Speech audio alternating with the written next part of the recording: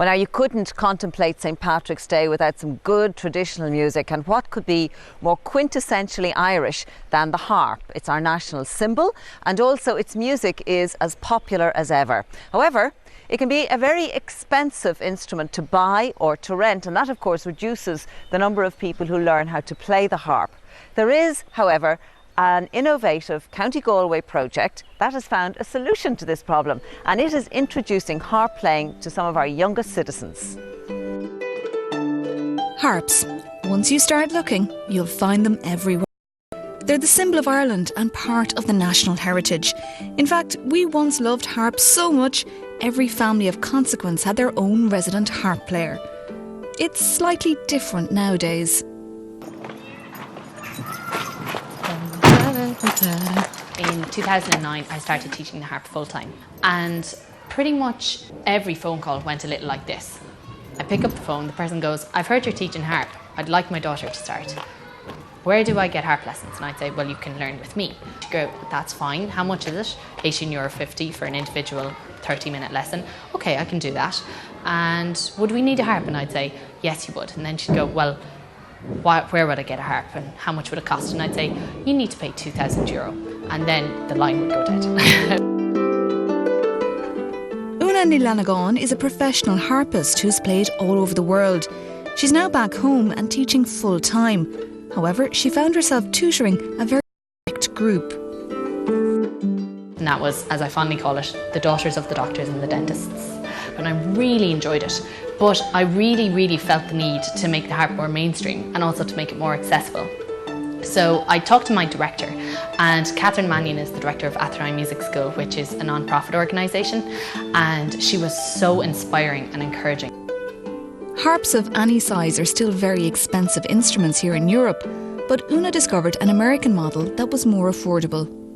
I figured out that if I were to pass on my 25% teacher discount directly to the buyer, if I were to organise a bulk shipment, so we were to get a deal on the shipping costs, I ended up being able to get a unit cost of €420 per harp.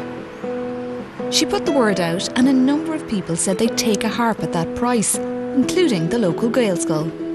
We decided, well, look, we'll take a new instrument, something that hasn't been, that's an instrument that's commonly around the area. And we were very fortunate to the fact that Úna Ní Fhlannagáin is based locally, and Una was happy to come on board as the Moonshore and organise the entire harp programme for us. So with that, our parents carried out a fundraiser in November 2009, and with that fundraiser we were able to purchase our first 5 harps. It just took off. We have 33 students learning the harp here right now. Of those, the vast majority don't own a harp, so only 9 of the families own their own harp.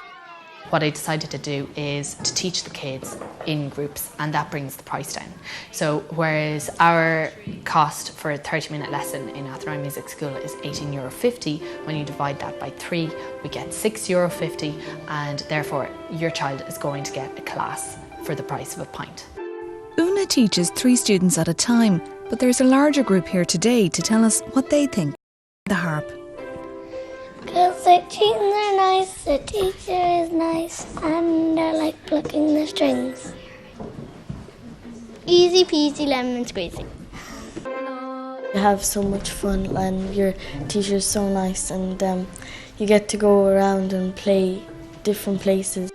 It's easy, but when you don't know it, it's hard, and then you finally get it. The harp usually isn't taught to children younger than 11, and then only after they've learnt another instrument. But they're breaking all the rules here in Athenry, and Una uses some innovative methods to make learning easier. We sometimes get chocolate buttons on our toes so that we keep our feet straight, and we get to balance sweets on our arms so that we don't make them fall, so that if we go like that and move our arms around, then the sweets will fall and we don't get to eat them.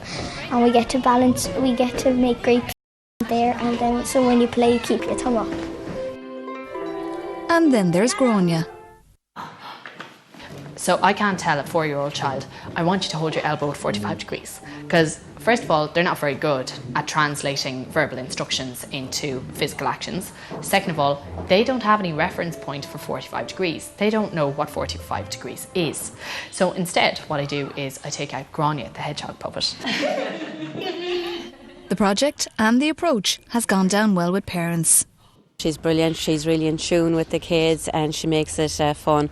So they're learning through fun as well and learning a beautiful instrument at the same time. There's no problem with them practicing, they love taking it out and I love listening to it too. I think it's an incredible opportunity for the kids and I really admire the school for taking it on and making it available because it's not something I would have ever considered myself, but now I love it. Today the harp students are putting on a little show for their parents in the grounds of Athenry Castle. As there are 33 students and only 11 harps, Una has come up with a way for everyone to take part.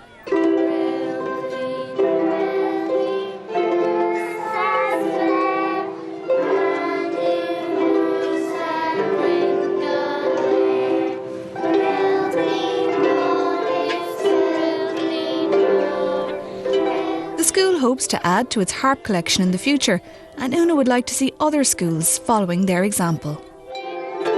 There's one really interesting thing in this school is that the harp is utterly normal. There's probably more children who play the harp in this school than there is who play tin whistle, which is utterly remarkable. And if you were to take this structure and use it in other schools, it would inevitably have the same effect. Something tells me that the number of harp players in this country could